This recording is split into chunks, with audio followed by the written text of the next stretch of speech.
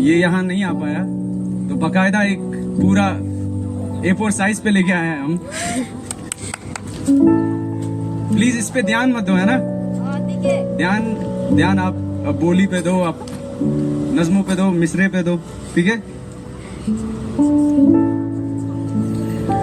Actually मैं मानता हूं कि मैं राइटर नहीं हूं। मैं बात बहुत करता हूं, लोगों से कम और अपने परछाई से ज्यादा।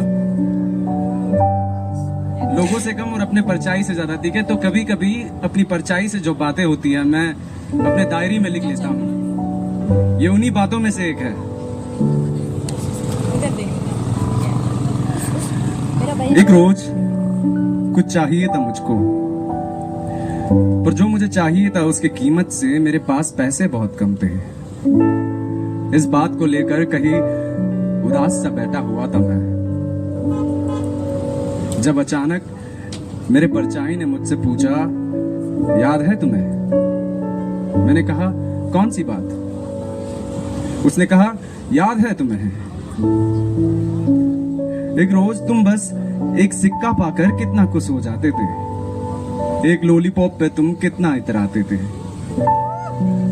घर से निकलने का तुम्हारा वो उतावलापन, दिन भर धूप और दोस्तों से मिलता जुलता पागलपन, याद है तुम्हें? याद है तुम्हारा अपने परिवार को सब कुछ बताना, दिन के हुए सारे किस्से शाम को घर में सुनाना, जब कुछ नहीं छुपाते थे तुम, याद है तुम्हें? तुम्हारा अपनों का तुम्हारा आंसू पूछना, याद है? याद है तुम्हें? कभी पहाड़ों की चोटी से होकर तुम आसमान पे चढ़ना चाहते थे, क्योंकि तुम्हें लगता था कि आसमान वहां से सबसे करीब है। तुम्हें कोई सुपर हीरो बनना था शायद, या किसी बादल की सवारी करनी थी, क्योंकि तुमने वो किसी कार्टून में देखा था। याद है तुम्हें? याद है तुम्हारा बेचप्पल हवाओं से बातें करना, खुली धूप में नींद के हवाले हो जाना, सूखे पत्तों के पंखे लगाकर उड़ जाना कहीं? याद है तुम्हें? तुम्हारा बेकीमत खुश रहना, याद है?